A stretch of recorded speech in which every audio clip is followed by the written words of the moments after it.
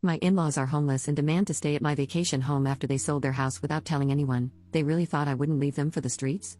My husband, 35M, and I, 33F, have been married for 5 years, and we own a beautiful vacation home on the beach that we built ourselves and use throughout the year.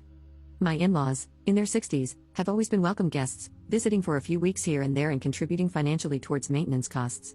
Last month, my in-laws suddenly announced they were selling their house to downsize and move into a tiny condo. Apparently, they've been secretly harboring this idea for months, never mentioning it to me or my husband. They plan to close on the sale in 2 weeks and then, to my surprise, move into our vacation home for 6 months while they figure things out. I was floored. This house is our sanctuary, not some retirement home extension. We use it frequently, have friends and family booked to visit throughout the year, and rely on the income it generates during peak season. My in-laws, on the other hand, haven't lifted a finger on the property themselves and contributed only minimally.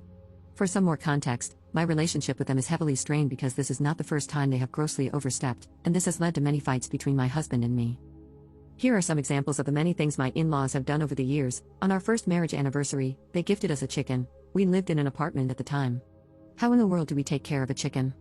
On Valentine's Day, the second year, they showed up at our house mid-afternoon because they thought it would be special to spend the night with us. On the birth of our daughter, my mother-in-law refused to leave the delivery room until I had the nurse drag her out, and then she sobbed obnoxiously loud in the hallway outside the room. When COVID happened, she ordered us cases and cases of beans and other canned food to help us prepare for the apocalypse and then sent us the bill. My mother-in-law demands all holidays with them and shows up unannounced to my parents, who are 4 hours away, and each holiday we spend with them, they force us out of our bedroom, and we have to sleep on the pull-out sofa the entire visit. My mother-in-law demanded my husband go to her house last year to fix something on our daughter's birthday and then kept him there until after the birthday party was over. She then had a birthday party she planned for my daughter at her house the next day. Our second daughter's birth was similar, where she sobbed and instantly FaceTimed my husband since I refused to let her into my delivery room. She sent a mixed nuts package to my parents at Christmas this last year, knowing my dad is turbo-allergic to tree nuts. The list goes on and on. My husband, bless his sweetheart, is more understanding, and he feels bad for his parents and believes we can make it work. His in-laws, sensing my resistance, are now guilt-tripping us, claiming they have nowhere else to go and offering to pay significantly more than their usual contribution. However, every time they've been to the vacation home, they've commented on how much they love it and would love to live in a place like this at retirement, so I feel like this was a very intentional move on their part. Not letting them stay will create conflict in my marriage, but I'm pretty positive that they will never leave if we let them move in. Am I the jerk if I leave them for the streets? Update 1. I'll give a quick update while I wait to pick up the kids from school and answer a few questions I saw pop up. We co-own the beach house, and we bought it in 2020 when interest rates were super low before house prices skyrocketed. The in-laws have helped us with projects and paid for a few things, but so have my parents. So, we have never thought of their contribution as anything but help from our parents. They had their annual Old Farts Christmas party, their words, not mine, there this past December, and had the place for a week free of charge for them and all their guests. So, they have definitely gotten plenty of use out of it. We had a come to Jesus moment yesterday, and I was definitely the jerk to my husband. I told him I was done and that I wasn't even entertaining the idea of them staying there, as it's our business, and this is bad for business. I basically told him I was over his mom, and it had reached the point where I'm about to peace out because I can't handle her behavior anymore.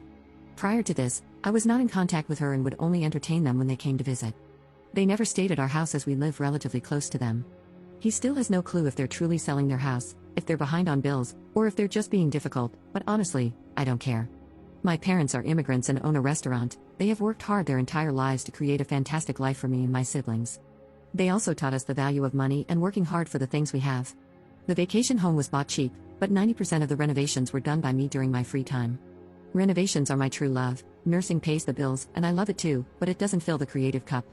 I told him he'd lose the house to his parents over my unalive body, and if he feels the need to financially set them up, he can do so with extra money he earns from picking up shifts. He's also a nurse. Basically, I told him their failure was not an emergency on my part. They have always kept up with the Joneses and spent exorbitantly. So they might be broke, and again, I don't care. I have barely tolerated his mom for the past few years. I'll be cordial because I was raised well, but I'm over-tolerating their nonsense. I will say he does see all this crap she pulls, but he was raised with the belief that mom knows best. He's Puerto Rican, so this is partially cultural, but I'm done.